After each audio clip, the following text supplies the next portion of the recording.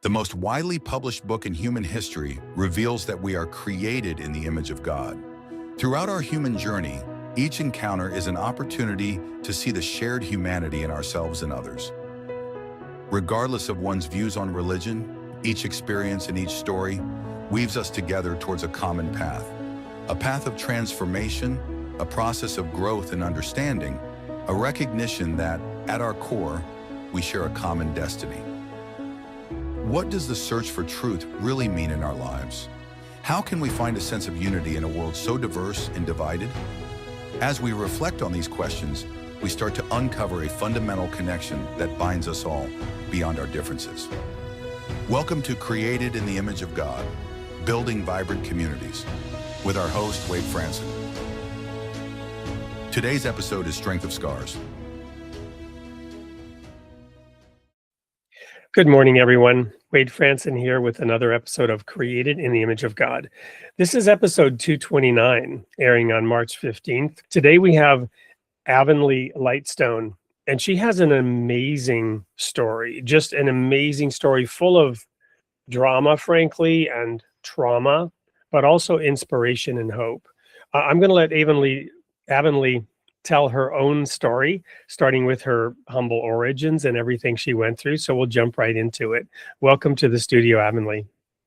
Thank you so much for having me, Wade. It's an honor to be on your show, and I'm just really ecstatic, and this is going to be a great time. I've been looking forward to I've been looking forward to this ever since we first met. And I know the story. So tell us about your origin, your creation story. Who were your parents? Where did this all start? Yeah, so my story started at a very young age, at the age of 3. I was living in India. My family had 9 children, 1 boy, and the rest of us were girls. And at 3 years old, my life completely turned upside down. My mom was cooking food. My siblings were out in school, and my baby sister was with my grandparents. So I was left alone with my mother. And as she was cooking, the sari caught on fire, and she started screaming. And I went to wake up my dad, and he just wouldn't respond. I kept trying to yell for him, like, hey, wake up, mom's in trouble. But he just wouldn't budge. He wouldn't wake up. So I just felt like I needed to do the best thing. And I just went and hugged my mom. And as we were hugging each other, she was trying to push me away. But I wasn't going to let her go. And I just kept holding tight. And even until I started feeling the pain of the fire on my skin, and we were both like burning together. That was really gruesome. And from me screaming is what woke my dad up. And next thing I remember was going to the hospital. And I had to lay there and just kind of heal, just air dry and heal. My mom, however, she was completely burned all over, and she didn't survive. After 3 days, she passed away. And in that moment is when I felt rejection. Is before my mom passed away, I would see my family. They would come and visit me. But after my mom had passed away, my dad stopped showing up to see how I was doing, to see if I was okay, if there was, just nurturing a child that went through fire. Like, it's just, I needed to cope and heal, and my family stopped coming around. And that was the first time I felt rejection and felt alone and really sad. I don't know. It was a few months. And I don't think you mentioned in this telling, but your father had problems with alcohol, right? And that was part of the reason he wasn't responsive initially. Yeah. Yes, he was an alcoholic, and I think he just drank a lot of his problem away. And when the accident happened and my mom passed away, I think there was a lot of guilt behind what had happened, and he just couldn't bear to see me, and just the scars and the wounds that I was trying to heal from. I believe that's kind of what kept him um, not wanting to come around, because like he was at fault.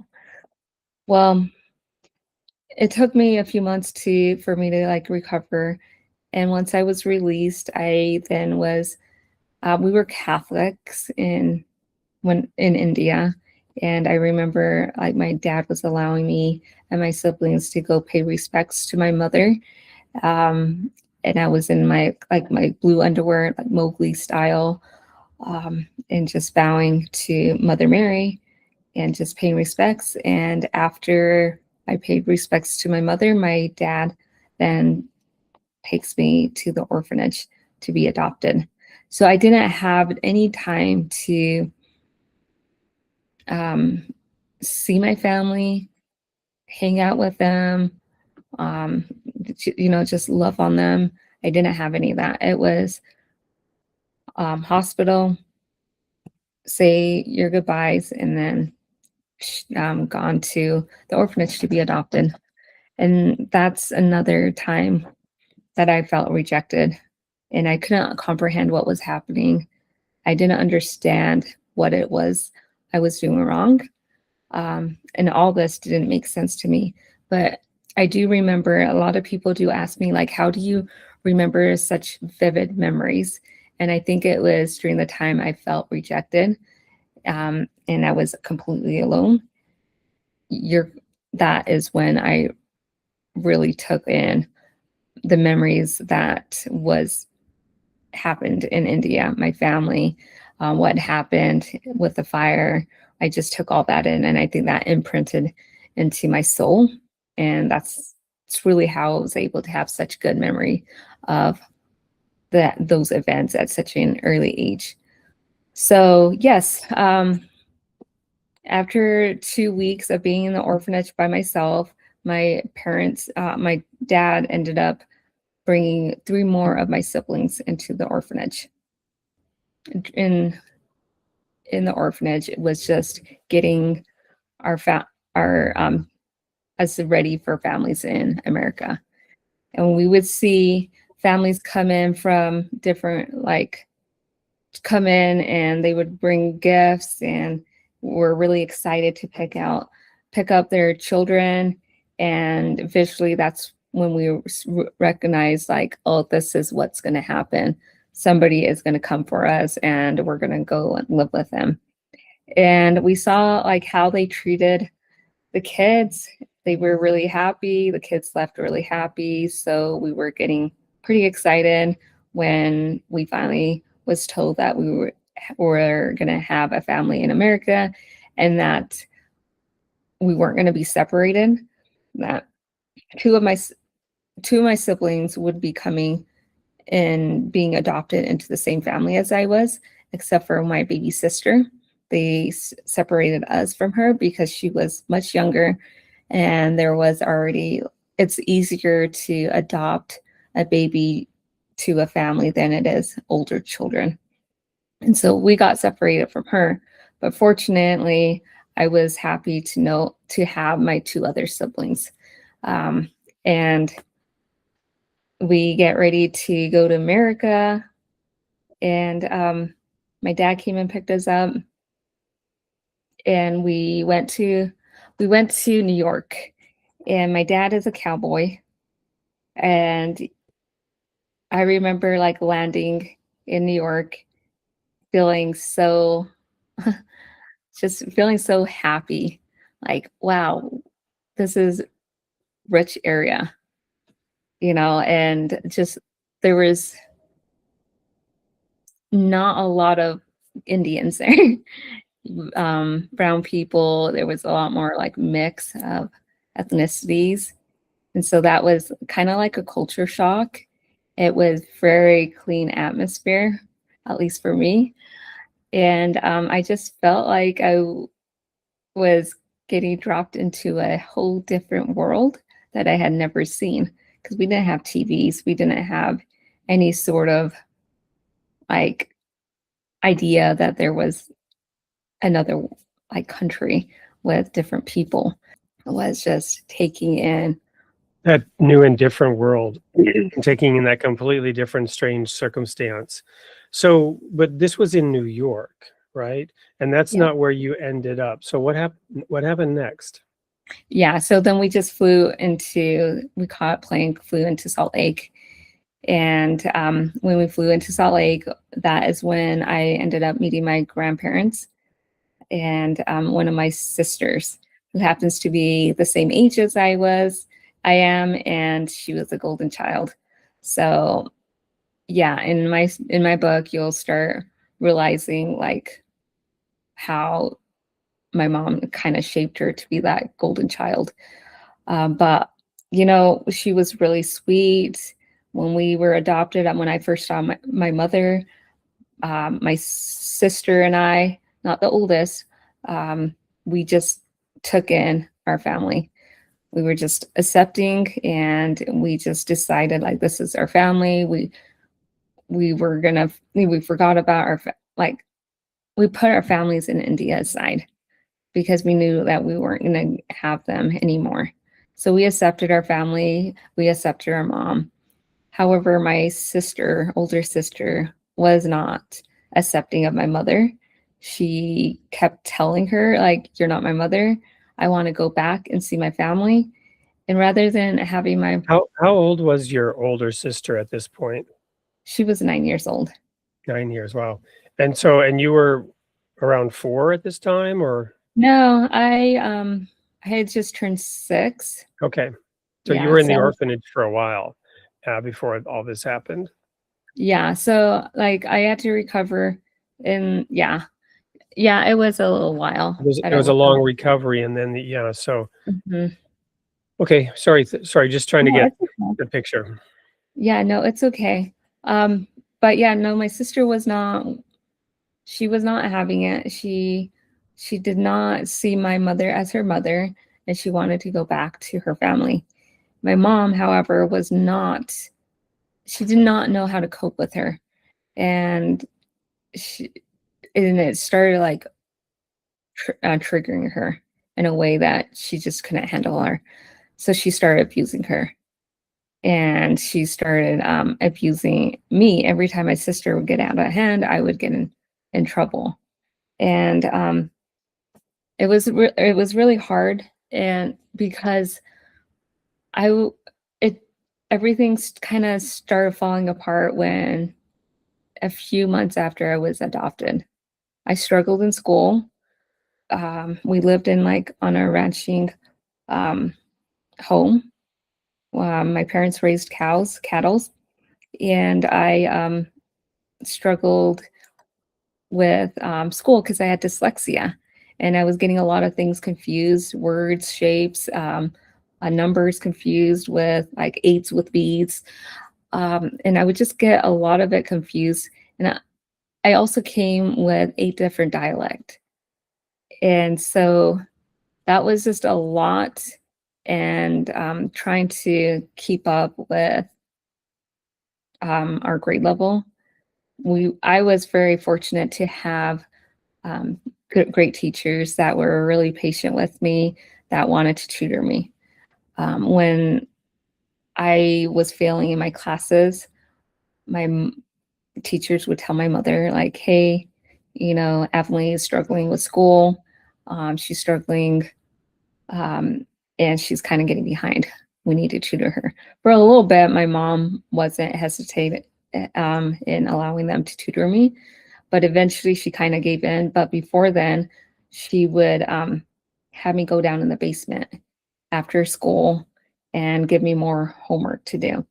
But it's not like homework at my grade level, it was beyond my grade level. Um, and it was really frustrating because I couldn't even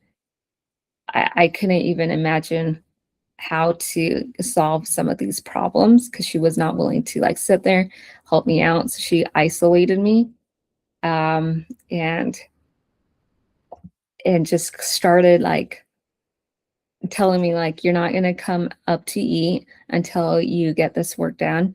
And I couldn't get the work done. And so she withheld food from me, and then I would get punished and she would have me sent to my room for 3 days without food or water.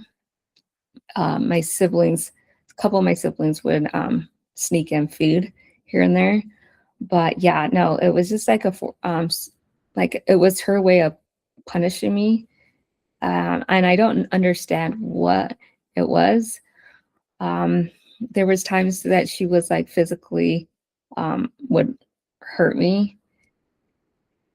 And and I think she just kind of started recognizing that I could tolerate pain easily, because I went through a lot of pain. So I have like this high pain tolerance. So like physically, she didn't physically abuse me as much anymore. So like one time when I was just having fun with my siblings, laughing, and we were just messing around, she took a board that had nails in it and started spanking me. And that was really hard. But she ended up abusing my sister, because my older sister, because my sister just would not, she did not see my mother as her mother. And the more she started abusing my sister, the worse she would get. And my sister would pull her hair.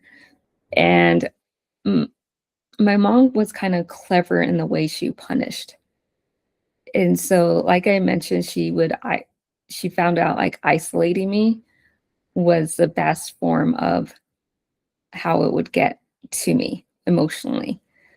And so she ended up molesting my sister in front of me.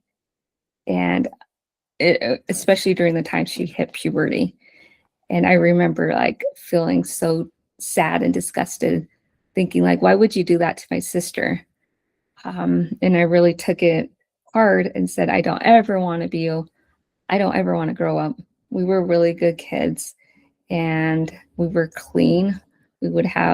Our rooms were always clean, and she would get triggered by our rooms being really clean, our beds being made, because we learned that in the orphanage, like, hey, get up, make your beds, tidy your space. So we continued that in our home, and it really frustrated our mom. And she would just pull everything out, throw everything on the floor, and tell us, hey, you need to clean your room, it's a mess. And so that was just really frustrating. And there was a lot of mixed signaling that she was like giving us, and it just didn't make sense to us. Like, why would you tell us to keep our rooms clean, and our room is clean, just to destroy it, just to have us clean it? And so it's just a lot of these patterns of how she treated us was just getting out of hand. And it got to the point, like my dad, he was like our safe haven place. He was full of love, kindness, and we soon realized like going out and working on the ranch was our way to cope and be away from the abuse that mom was treating us. And so as we started to go with our dad, my mom started getting jealous, and she started telling my older sister, well, you're doing things with your dad sexually, and you can't go out with your dad. My dad would never do anything like that. He was just a really good person, good man, well known in the community for being a good person, and he deserved to have that recognition, because he really was. But like, it just got to that point where my mom would just take anything good away from us that we enjoyed. Like, for a long time, I loved feeding the horses and the dogs, and that was my chore that my dad would give me.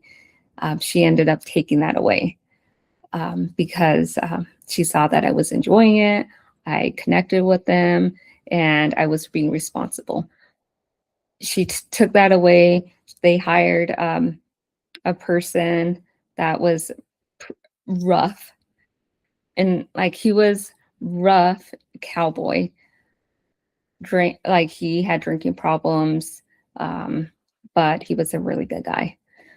And he never did anything to us, but eventually my mom said that there was rumors in town that he was messing around with us, and that we shouldn't be hanging around him because we were girls, and we don't want that kind of image. And we assured her like he would never do that to us.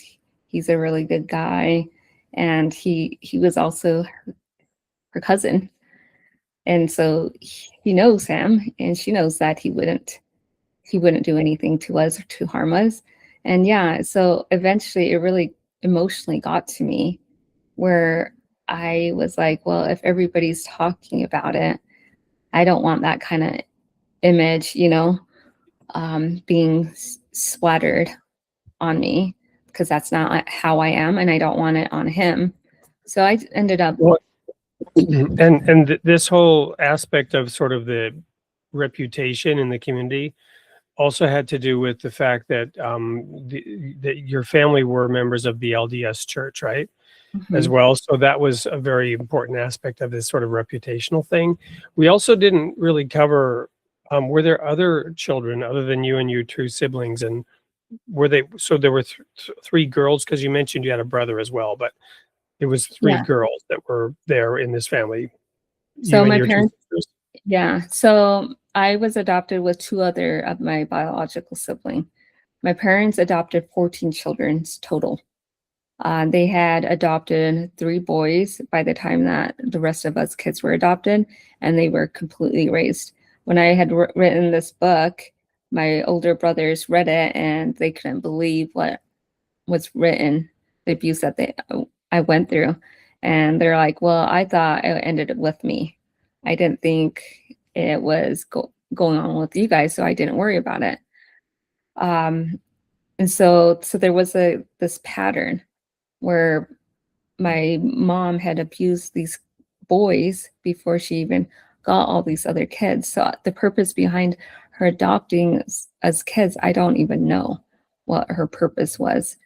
But she ended up, like, with all the abuse that we were going through, she still ended up adopting 2 more children.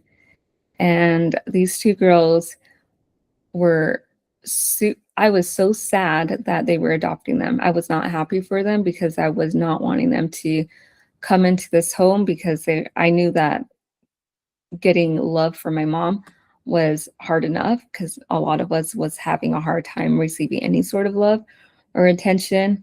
And I didn't want these 2 little girls to go through the same thing that we were going through. Even 6 months later, after they were adopted, my younger brother started raping them.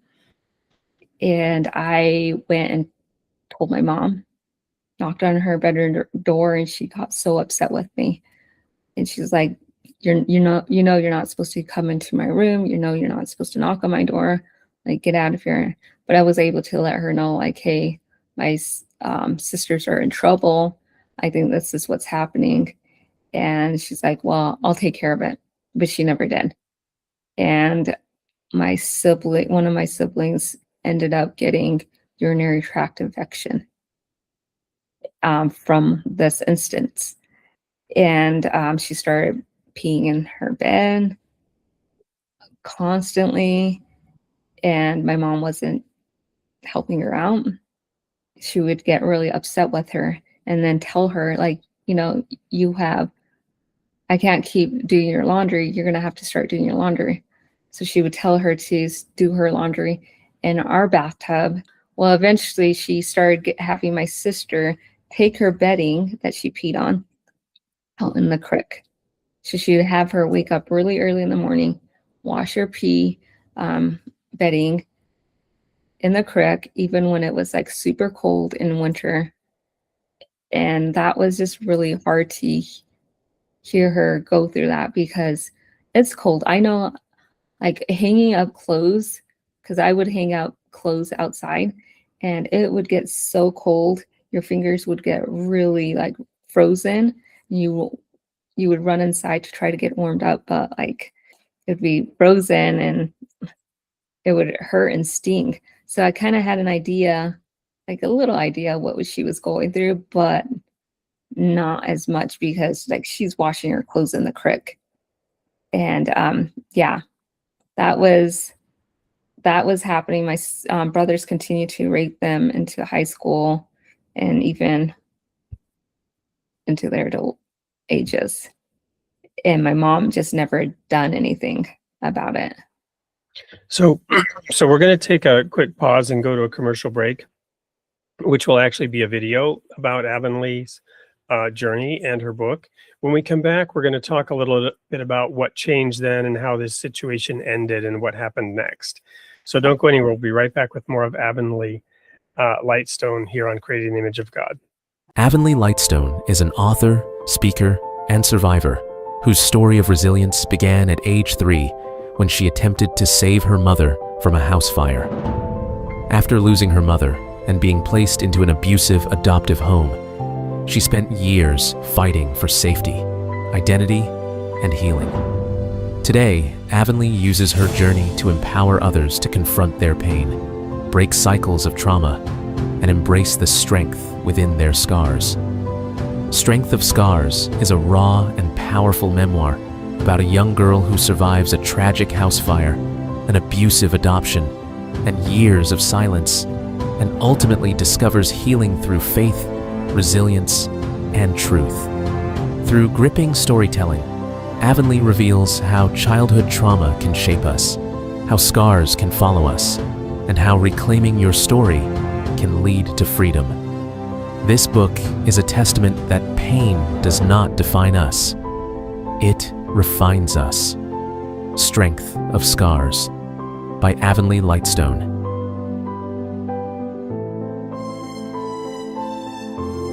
Welcome back to Creating the Image of God.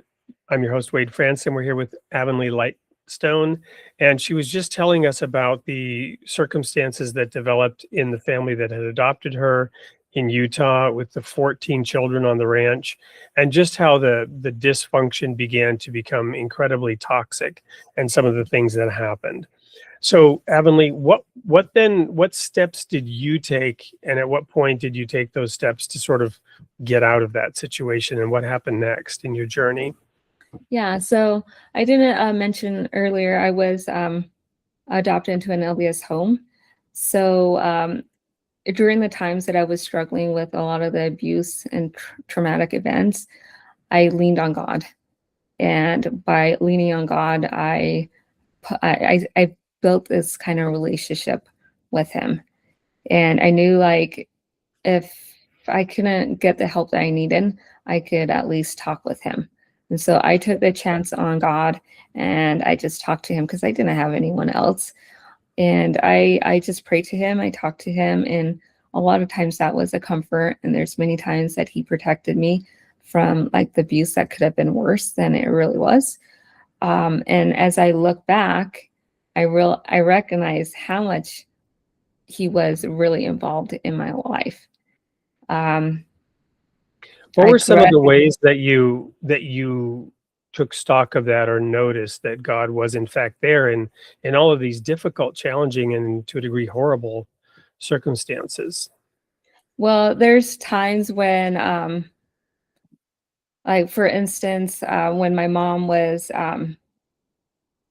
getting abusive, I don't know how to explain it, but it was almost like God shielded me. There's times where I would like go in and out of walking by her and she wouldn't see me. And so I would be able to, like grab some food and she wouldn't see me. Other times she would get after me. So yeah, those are times where I recognized like, hey, God really was there. And he really does shield us at times when we might be in fear, Because yeah, when I saw my mom, I like panicked and I just booked it, but she didn't see me.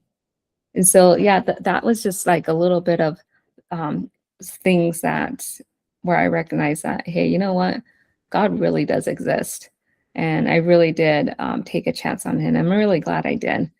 As I got out of graduated from high school and I went to college, I recognized how my behavior was like I compared to my peers. I was super shy, vulnerable, skittish, always insensitive in a way of trying to like almost like people pleasing because I just didn't want to make anyone unhappy, but I also didn't know how to um, react or just be normal because I never was able to be normal. So it was just really hard to understand that. And then seeing other people that had really good like family lifestyle, they would go back home during holidays and they were really excited. Their families were excited. Their families would come and pick them up at times. And you could see like a bond that they had. And at that moment, I realized that I had a lot of internal damages and a lot of work to be done. I then later went on a date with my husband, and we ended up getting married. And it was And at that where did you two meet? in Utah. So I was going to school at Utah Valley University, and he just came back from his mission, and we, got us the same job, like a school job at the same place, and yeah, when we got married, and I got pregnant fairly quickly, I was super angry with God because I did not want to be a mother that fast, and I I wanted to wait until I had a degree. I had just establishments like a foundation set down where I can properly raise my children. But I got pregnant like 5 months after, and I was super angry. But it was in that moment where I started doing a lot of self-reflection on myself because I knew like motherly instinct was kicking in and I wanted to be the best mother for my child. But the only mother I knew was my adopted mother and how she treated me. And I definitely didn't want that. I didn't want to pass that on to my child. So I started praying because a lot of like emotions would come up, and I knew that I needed to like tackle a lot of this down so then I can give my children the best version so I'm not like passing this traumatic event onto my children.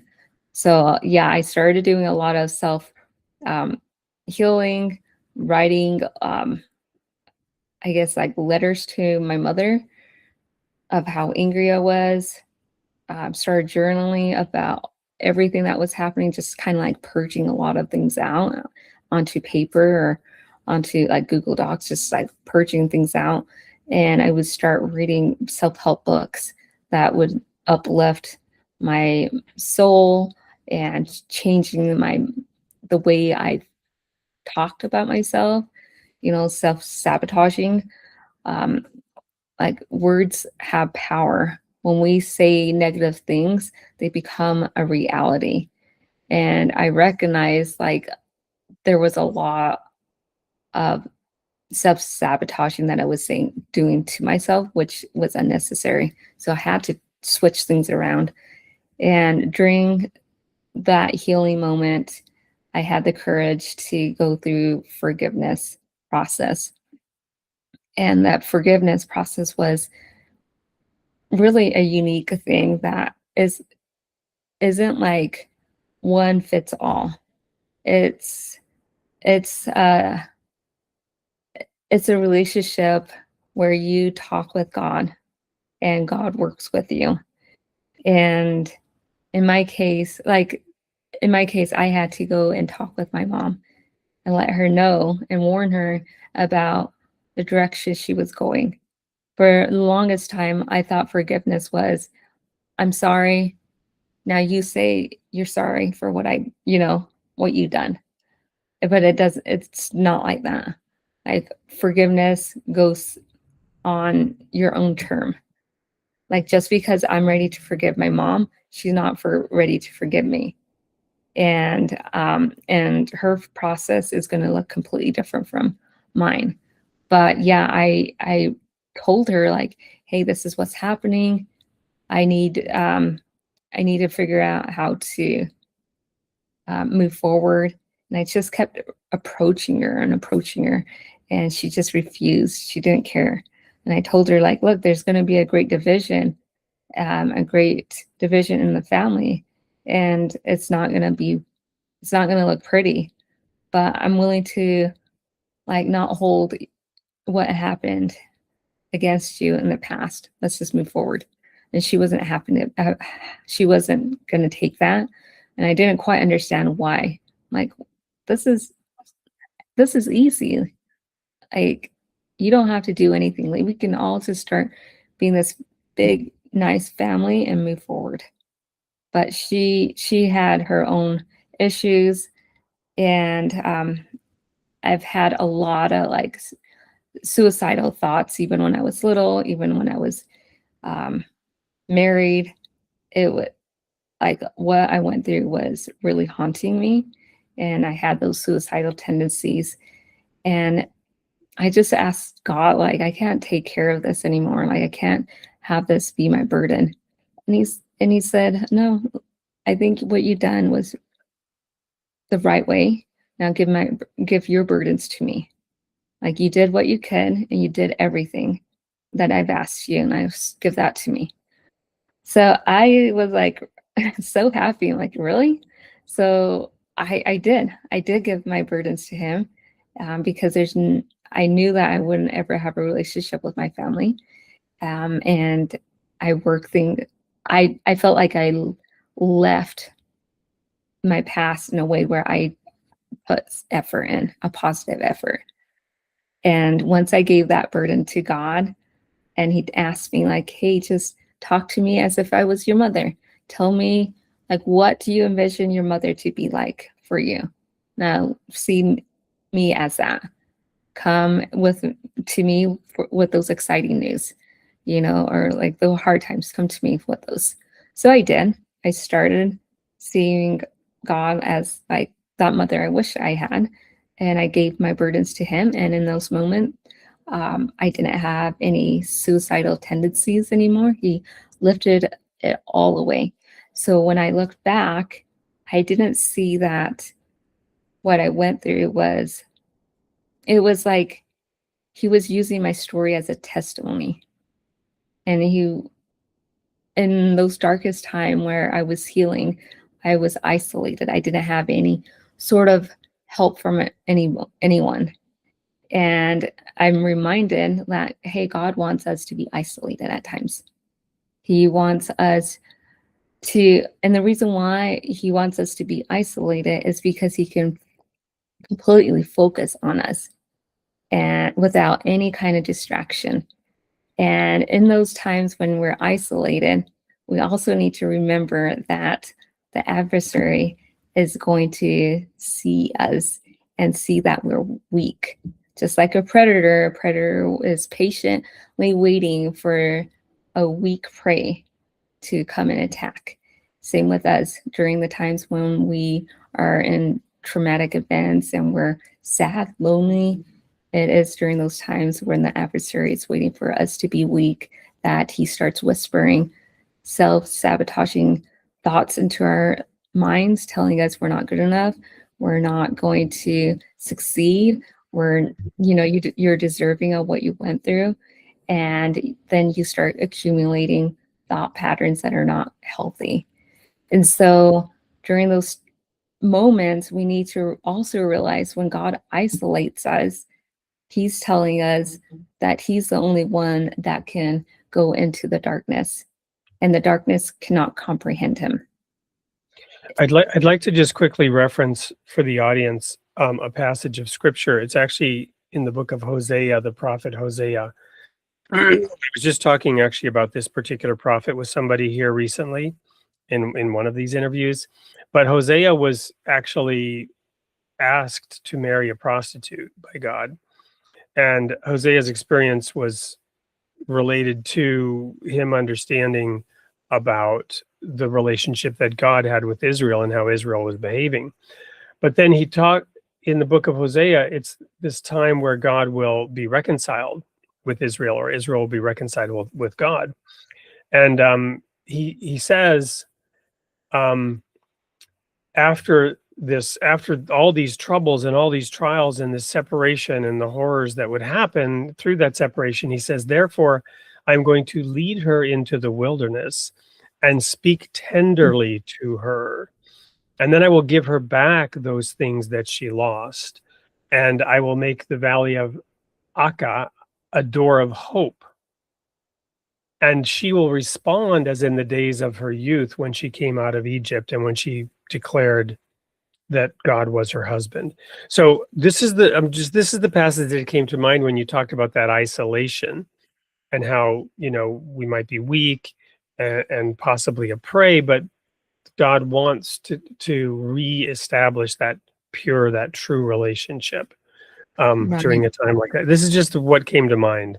Yeah, Sorry, I think no, there's so many passages in the scripture that's so relatable, and what you said, it is so relatable. And a lot of it's a refinement process too, because during the time when we're isolated, God is refining us. Even during those times when we don't feel like he's around, what he's doing, he's refining us. He is making us purge out what is harming us. He's trying to kill off those impurities, and you got to have heat with that to kill the impurities, and heat can be painful.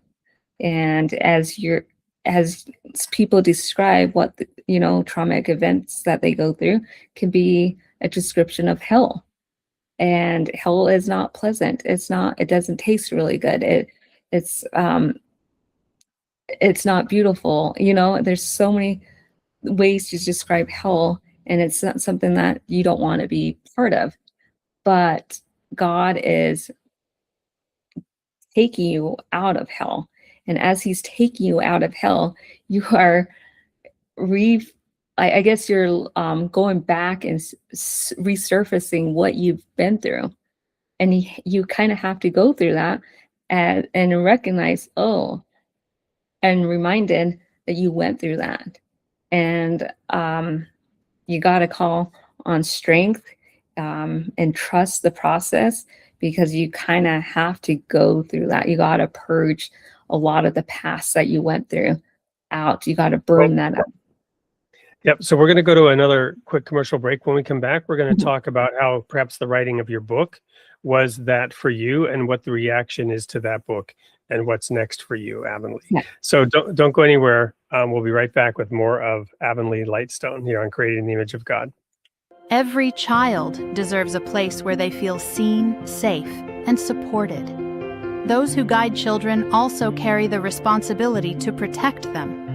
Written by 2 legal experts with over 60 years of experience, this essential resource helps organizations build strong child protection policies, recognize risks, train the right people, and respond when it matters most. From schools to churches to mentoring programs, this is a blueprint for real protection, made practical, sustainable, and clear. Protecting other people's children. A powerful tool for those who choose to care. Available now at Amazon. Welcome back to Created in the Image of God. We're going to conclude this show today with a discussion of the book Strength of Scars by Avonley Lightstone. So what was the writing process like? You talked earlier about a phase of even having to purge certain things and just get them out when you began to journal, when you began to write. Tell us a little bit about that process of writing that book and what it meant, and then the results of it. Yeah, so I didn't so writing the book wasn't actually hard. It was when I finally felt like God wanted me to write my story. And I didn't want to do that. I actually was like totally against it. I'm like, I'm very I'm an introvert, and I also like to be I don't like to let other people know about what I went through. So it's very vulnerable, and I was not very comfortable with bringing a lot of that out. I told God, like, I left that behind. I went through that process. I left it behind. Like, why do I need to like bring that back up? I'm fine. I can move forward with my life. I don't want to write that book. And he clearly said it wasn't for me. It was for some other people. He told me, like, I healed you and you're doing okay. You're able to handle your traumas easier. Why can you not use your story to help somebody else? And that just kind of got me, because I went through so much, a lot of tears, a lot of heartaches, sadness. And I knew, like, God really did deliver me. And it would be very selfish of me if I didn't write this book, if it could help somebody else. So I told God, like, I don't know how to start. I don't know where to start. And he's like, I'll just go back to those documents that you written when you were angry. Let's, start there. So I did. The letters that I wrote to my mother, I never had sent them to her. It was really for me, and that was really healing. So I started writing, and usually he would wake me up early in the morning, like 2, 3 in the morning. He would like wake me up with this, okay, you need to start writing. So I would start writing. And I think it was because he was there with me, and he would just like give me the words to write. And I would just write. And during the daytime, I have a harder time because I get distracted. And so he just knew exactly when he was willing, like what would work for me, where he could help me out. So he would, and I love my sleep. So waking up really early was a miracle in many ways, because I have to have my sleep. I have to have at least 8 hours of sleep every day, or I just don't do too well. And so he would just wake me up really early in the morning, and I would just write a lot. And I think I just let him tell me how to write it. And as I was writing it, he would just start giving me ideas. Okay, this is going to be your next part, next part. And that's how I wrote it. I just let God guide me. And really, he's the author of the book. I'm just a co-author. And he's just using my story as a testimony, just like he can use anybody's story as their testimony. That's wonderful. And I can relate. I've had my share of trauma, as my audience knows. There was a childhood kidnapping, separated from both parents, a lot of other things. I lived in a tent in Alaska for 10 months to get through my senior year of high school. There's a lot. And my experience was very similar with that whole early morning thing, waking up with just this urge to write and the need to write, and knowing that it was coming from outside myself. And similar to you, I would get sick if I would lose too much sleep. But here I was up writing, and it was at the time when our daughter was 2, and there was a lot of sort of lack of sleep during that time. But the work got done because God wanted it to get done. So what has the reaction been to that book by those who have read it, both people who knew you, such as your family, and those who didn't? What has the experience been of having that book out there? Yeah, so you don't ever tell your plans to God. This is one thing I've learned, is never tell your plans to God, because he just laughs. Like, it doesn't always work out. Right. If you want to make God laugh, tell him you have a plan. Yes, exactly. So I told him, I said, look, I don't want my family to know about this book. At least give me 2 years before they find out. And I published it in May, and somebody in my town found out about my book. Well, she saw a picture of me, and she just clicked on it, and then it just, boom, everybody knows about it. And it was not, my mom isn't happy about it. Some of my siblings that are on my mom's side are not happy about it, and they're trying to find ways to legally hurt me in that aspect. But I just gave that up to God. But the cool thing about having that unleash is there's people that have reached out to me in my hometown that my brother had raped them too, and that was continuing. And they were like, hey, thank you so much for writing the story. Your brother did this to me, and nobody would believe me. Your mom fabricated a lot of stories, so nobody would believe me. And so with what you had written, I believe you, and there's a lot of support from a lot of us. So that was really sad to hear that she was a victim of that. But also it's rewarding knowing that I was being a voice for someone else too. I've gotten my sister. I hadn't told my sister I wrote this book, the one that had a hard time. When I gave her my book, she was in tears, and she started reading it. She was being healed. She's like, I don't know what it is, but I think God is healing me through your book, and the way you said it. And she's always suppressed a lot of her memories because she was angry and bitter about what had happened. But now she's seeing the transformation, and she's taking a lot of that power back, and she's growing so much from it. And so I'm seeing a lot of positive things that are coming from it. A lot of people are just thanking me for even writing that story, even though it's so vulnerable. It's relatable in so many ways.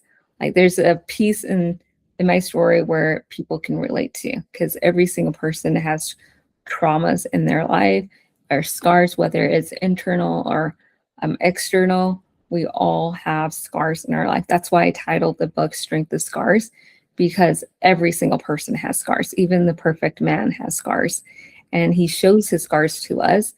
And his story is still living and is spreading. And so we kind of mimic God's behavior. And so we shouldn't shy away from our story. We need to show the stories and the trauma and what we got there, because that is what makes us, builds us, it strengthens us, and it becomes a testimony, and it can help inspire other people. So yeah, I do get a lot of people thanking me, appreciating the book, enjoying the book.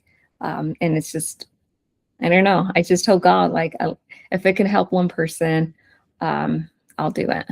And it's helped more than one person. So it's been great. And what about your father, the relationship with him? Is he still alive? Because you mentioned that he was a good man and you enjoyed working with him before certain things happened that began to prevent that. Yeah. So my dad had passed away during COVID. And for a long time after I got out of high school, after I got married, had a few kids, my mom and I started talking to my mom about what she was doing and the direction we needed to go. She started keeping my dad from reaching out to us, talking to us, having a relationship with us, and we weren't able to go see him. And so we never really could have a relationship with him. But yeah, no, he passed away. And so you mentioned the pregnancy with the first daughter, and the transformation that came, but you mentioned you have multiple children now. So how many children do you have? I have 3 girls total. Okay. Yeah.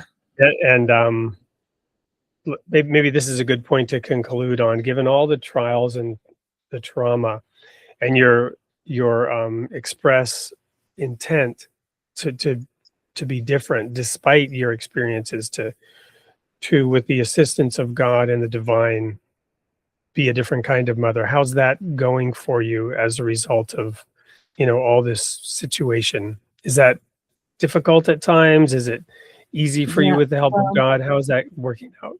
So when I was first raising my kids, it was really difficult because I didn't get any help. I was literally alone, like raising my kids. My kids didn't have any grandparents that would take them, so they missed out on like quality time with grandparents that could have enjoyed them, and that was really hard for me. But at the same time, I knew like there's a reason why those things were happening, and it makes my children more grateful for what they have, especially when they see other parents, other kids having grandparents, and how they wish they had that. But I think the parenting part has been really well for me because I just focus on God. All I see is I have the standard of what I want my kids to be like, but I need to make sure I'm that way first, so then I can be that beacon, that example, because we lead by example, not control. And as you start leading by example, like you start seeing like those hard phases where you think like, oh, your kids are not going to understand. It's so difficult. But eventually there's that turning point when they've experienced certain situations in their life and they look back and they say, oh my gosh, Mom, you're right. Like you're not this weird mother that it's not going to give me my phone, like give me a phone so early, like there's a reason why you did this. And they start seeing the blessings. And when they start seeing that blessing, then it makes you feel like, oh my gosh, I'm glad I stuck with that, even though it was really hard. So there's a lot of good things that came with it when you just focus on raising your kids alongside with God.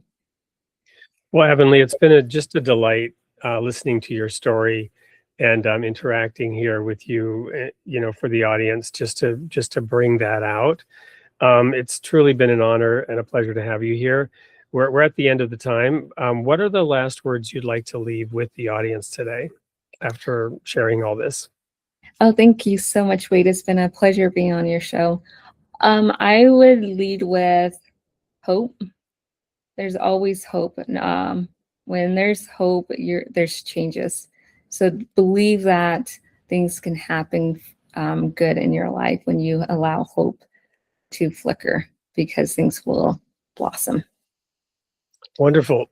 So, and I'm assuming that anyone that wants to pick up a copy of Strength of Scars can get that on Amazon or other online bookstores, or probably even walk into a bookstore and order it if they want it. Yeah. Yep. The easiest probably will be Amazon. Yeah. Strength of Scars by Avonley Lightstone. And if you want like a free copy of like my first 2 chapters to kind of get a sneak peek, you can just go to my website, avonleylightstone.com, and get a couple of chapters for free to see if it's something you really want to go into. Perfect. And Avonley, we see your name there on the screen, but Lightstone is just like it sounds, right? Light and stone, one word. Yep. .com. Well, thank you so much. There's nothing left for us to do today other than share the sneak peek of next week's show. But before we do that, in signing off, let me remind you, you are created in the image of God, and God loves his creation. Avonley, thank you for being here today. And for everybody else, stay tuned for the sneak peek. We'll see you next week at 7 a.m. Central. Thank you so much.